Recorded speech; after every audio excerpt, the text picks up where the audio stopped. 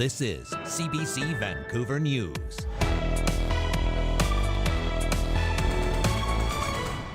One person has been airlifted to hospital in critical condition after a motorhome caught fire at a gas station near Chilliwack.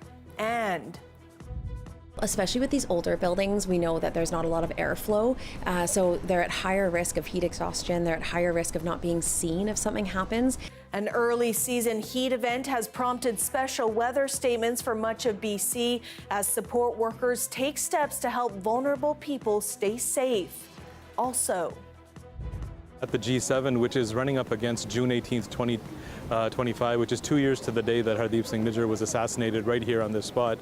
why some in BC's Sikh community are calling for India's Prime Minister to be uninvited to the G7 summit this month, an event taking place just days before the anniversary of the assassination of a prominent Sikh separatist in BC.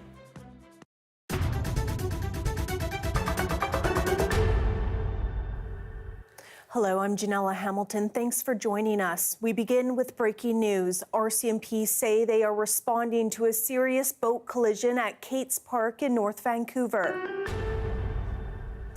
BC Emergency Health Services says around 6:30 tonight they responded to a boating incident with paramedics and their infant care team. One person was taken to the hospital by air in serious condition. In a post online, police say the Kate's Park boat launch is closed as they conduct their investigation. Mounties are asking people to avoid the area. A fire at a gas station near Chilliwack sent large plumes of black smoke billowing into the air. BC Emergency Health Services says one person was airlifted to hospital in critical condition and two others were taken to hospital in stable condition. This video was taken just before noon today. A witness tells CBC News a motorhome was on fire at a Shell gas station on Bridal Falls Road off Highway 1. You can see flames erupting from under the canopy near the gas pumps. The fire spread to the store, destroying the gas bar and causing damage to other buildings nearby. The Fraser Valley Regional District says the Popcom Fire Department was assisted by crews from Chilliwack and Agassiz. It took firefighters about an hour to extinguish the blaze.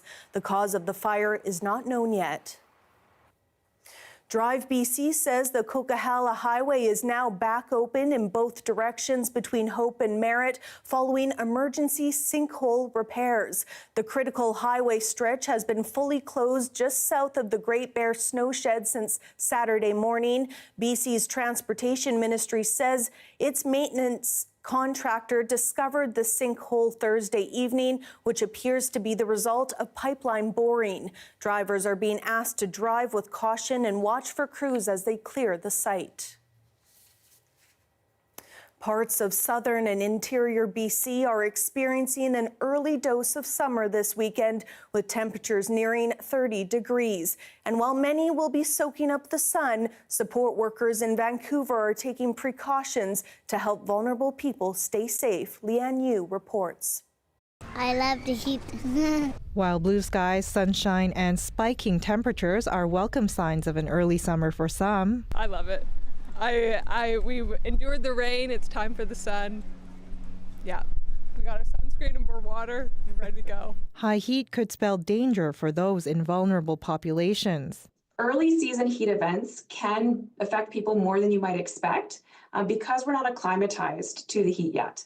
According to Fraser Health, those most affected by heat are older adults, people who live alone, with mental illness or pre-existing conditions, substance use disorders, disabilities, or those who are marginally housed. Jenny Conkin works with all of these populations at Holway House in Vancouver's downtown east side. We've seen people starting to get overheated. Many of the seniors here live with a combination of needs that put them at risk. In solitary units with limited airflow. Some of the challenges I've seen seniors have, especially when the heat is coming, is one, maybe just not acknowledging how hot it's getting and not realizing that they're getting overheated. Two would be, especially if they are isolated, nobody would know that that's happening to them. Here, support workers have created a chill zone to keep residents safe. There's bingo happening here. We've got the air conditioning blowing. We've got drinks and snacks. We want to make it really attractive for people. We we even put up decorations, so it really feels welcoming. Bingo. According to experts, being around other people is the coolest way to stay safe this weekend. If you have someone who you know is highly susceptible, making plans to check in on them, or vice versa, having someone who you know is going to stop by and check in on you. This early season heat event is expected to peak Sunday, with temperatures remaining high early into next week.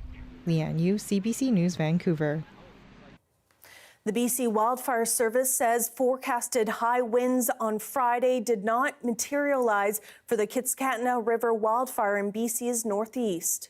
We had calmer winds overnight than we expected, and there was very minimal fire behavior, so limited growth expected. Unfortunately, with the amount of smoke in the area, we're unable to fly and get a new perimeter, but we don't anticipate that there was significant growth overnight. The blaze now covers an area of 130.6 square kilometers, down from 142 square kilometers last night. The wildfire has led to evacuation orders for more than 50 properties in the community of Kelly Lake. Highway 52 East remains closed due to the blaze, which has jumped the BC-Alberta border. The service says an ongoing heat wave in the southern half of the province is increasing the wildfire danger. As of Saturday afternoon, 64 of the province's 69 active fires were located in the northeast section of the province. But another cold front is expected to bring high winds starting Sunday night into Monday. This challenging weather, it's bringing winds of 30 to 50 kilometers, gusting up to 75 kilometers per hour. And this weather is likely to bring a potential for extreme fire behavior and fire growth on those currently burning wildfires. Meanwhile, the Summit Lake wildfire burning close to the Alaska Highway west of Fort Nelson grew on its southwest flank overnight, jumping the highway. It covers an area of 106.6 square kilometers. Motorists are being encouraged to check the status of the Alaska Highway. The Fort Nelson First Nation issued an evacuation order for the Kanta area on Friday evening and upgraded an evacuation alert for the Fontas area due to the nearby fires. There are also special air quality statements issued for the Fort Nelson and Peace River regions due to wildfire smoke. Mounties and Kamloops are issuing a public notice about a repeat sex offender being released into the community. Police say 30-year-old Taylor Dewick has completed his provincial sentence and is being released on house arrest. Dewick was most recently in prison after pleading guilty to sexually assaulting a person under 16 at an equestrian facility in Kelowna in February 2024. Police warn they believe Dewick still poses a risk to people under 16, including children. There are growing calls to rescind Indian Prime Minister Narendra Modi's invitation to the G7 summit in Alberta this month. It comes as BC's Sikh community marks the anniversary of an armed conflict in India that saw several hundred people killed. As Saurabh Sandhu reports, some groups are outraged because of the alleged link between the Indian government and an assassination in BC. Khalsa ji, never forget 84. Hundreds of Sikhs gather in downtown Vancouver Saturday to commemorate the 41st anniversary of a military operation at India's Golden Temple that left hundreds of Sikh separatists and devotees dead. But this year, the event is shadowed by disappointment from community members over Canada's invitation to Indian Prime Minister Narendra Modi to attend the G7 summit in Alberta starting June 15th. Bringing somebody like that into Canada on the first week of June, when Sikhs are commemorating the loss of lives of tens of thousands of individuals of Sikhs at the hands of the Indian government, I think it just adds injury to insult at the end of the day. On Friday, Prime Minister Modi tweeted he had been invited to the G7 summit by Prime Minister Mark Carney during a phone call. For us, it was a huge shock that we would go this far, this quickly with this new government. The invitation has garnered swift condemnation and raised concerns over the Indian government's alleged ties to the shooting of activist Hardeep Singh Nijjar in Surrey 2 years ago. To invite Prime Minister Modi to come to Canada for the G7 summit is a slap in the face of the Niger family, frankly, of the Sikh community, and really sends all the wrong message about Canada's handling of foreign interference and transnational repression issues. Conservative leader Pierre Poilievre called the invitation necessary, saying Canada needs to work with India on trade and security files. India has been at the last 6 G7 conferences. It's one of the biggest and fastest growing economies in the world. We need to sell our natural gas, our civilian nuclear power technology, and other resource projects to India. But a Liberal MP from Surrey Newton, where Niger was assassinated, does not agree with the decision. You know, when it comes to fundamental right and delivering justice for the victims, it's non-negotiable. The group is calling for Modi's invitation to be rescinded. There's going to be several protests that are held across the country in general upon Mr. Modi's arrival here. Carney is defending his decision while the Indian government has denied allegations relating to Niger's death. Saurabh Sandhu, CBC News, Vancouver. Service dogs, they serve many purposes, including helping veterans navigate post-traumatic stress disorder or PTSD. And in the small community of Kimberley in BC's East Kootenay, these four-legged lifesavers are getting the recognition through a monument in the city's downtown. Corey Bullock was at the unveiling today. For veteran Kyle Dallum, his service dog Phelan was more than just a furry friend. She made such a massive impact. She changed my entire life. I went from being a basement dwelling hermit to putting all my energy out into the world and trying to build that community.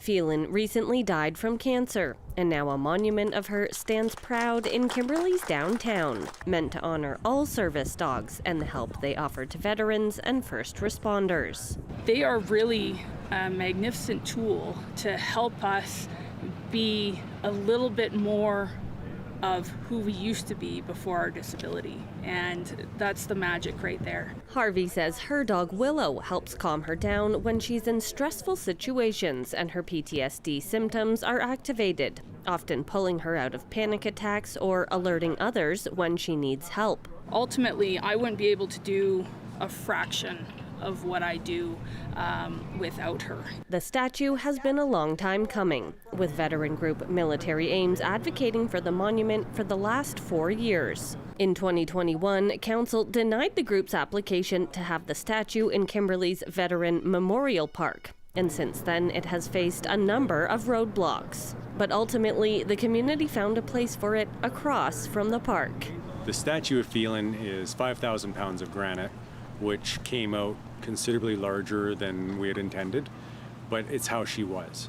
She was absolutely larger than life. He says he hopes the statue will be a symbol for fellow veterans and their service dogs, and something to learn from for others. Now that Phelan is up there with the educational aspect, people will come to know the importance of these service dogs, and they'll know that war, for many, does not end when the guns go silent. Honoring these four-legged heroes who might not always get the recognition they deserve. Corey Bullock, CBC News, Kimberley. The BC Lions kicked off their CFL season with a concert by legendary rapper Snoop Dogg. Oh, yo, somebody put your hands in the air, and everybody put your hands in the air. Let me hear you say hell yeah. Say hell yeah. Snoop came dressed for the occasion wearing a BC Lions jersey with the number 20 and Snoop Dogg on the back. He performed before the Lions hosted the Edmonton Elks in their first game of the season. 61 yards sets him up first to goal. Touchdown BC. The BC Lions opened their CFL season with a 31-14 win over the Edmonton Elks. The Lions played the Blue Bombers in Winnipeg on Thursday. A Kelowna man has made it a habit of mowing the Oilers logo into his front lawn once they make it out of the first round of the NHL playoffs. But this year, he hopes his slight change of tradition will help his favorite hockey team win the Stanley Cup. We lived in Edmonton for 13 years. It was just after the Gretzky run, but you know, we did adopt the Oilers as our team to cheer for, and we've stayed with them ever since. We kind of changed it up a little bit this year. Normally, we'll cut that into the lawn once they make it through the first round of the playoffs. They were having a bit of a struggle against LA in that first round, as you know. About 2/3 of the way through Game 4, I said to my son, I said, you know what, if they win this game, I think they're going to gain some momentum. And I said, I'm cutting the logo into the lawn tomorrow. And he says, well, don't go against tradition. You don't normally do that. Do it after the first round. And I said, yeah, but tradition hasn't yielded the results yet. Yield some support for the community also. And you know what, it's kind of cool that the way the lawn and the yard is situated, it kind of is just perfect to cut that logo in. I think it's going to be a tough series. I'm hoping Oilers in 6.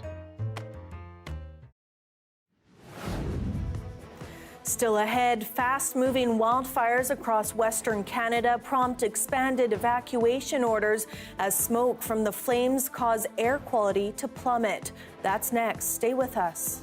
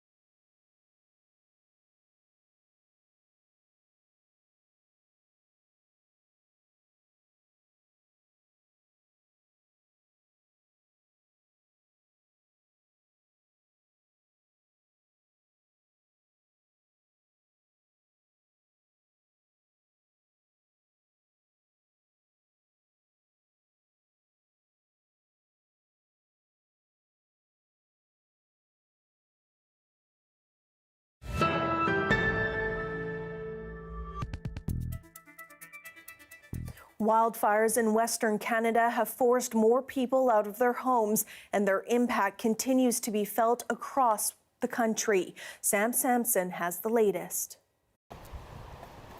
Tom Allen is the kind of guy who needs to stay busy. This painting is a distraction from his 4th evacuation order in less than 2 weeks. We finally got this little trailer to hang out in, so we're not laying on the ground. In rain. And now all of a sudden, yeah, we gotta go. The roommates from Flin Flon have been tenting for days, the fires at their heels. Each time they found a new place to camp, an evacuation order chased them out. Just when they were settling into this trailer offered up by a stranger, they had to pack up again, now heading to another community 2 hours away. I don't even know where we're going to stay there. Like, find some proper, like, random side of the road and put up our tent. And then what, the police come and try and kick us off it or something? I don't know. The fire hasn't reached Snow Lake yet, but officials forced everyone out by noon Saturday. Just because you don't see it doesn't mean it doesn't cause an immediate threat. Every day we've been experiencing the smoke coming through. You can tell when sometimes you wake up in the morning and it's orange. In Saskatchewan, 33 communities are under evacuation orders. On Saturday, that province upped its financial help to evacuees, up to $200 a day per household. Further west, a fire that started in BC crossed into Alberta, forcing smaller communities to evacuate on both sides. BC Wildfires says changing weather has crews constantly at the ready. The wind shift that will occur tomorrow will likely clear the smoke, so more direct sunlight, which does generally increase fire behavior.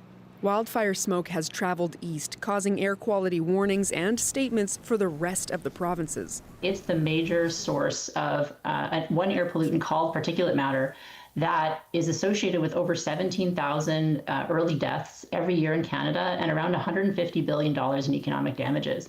And these fires are acute events, but they contribute to our long-term exposure that leads to this health burden. Sari says all Canadians could feel the effects, like headaches or coughing, but it's sensitive people like seniors and children who need to take extra precautions. Sam Sampson, CBC News, Edmonton. U.S. President Donald Trump says he is sending 2,000 California National Guard troops to L.A. in response to ongoing protests over immigration raids in the city. This deployment is being done despite the objections of California's governor and comes as riot police and demonstrators faced off again on Saturday.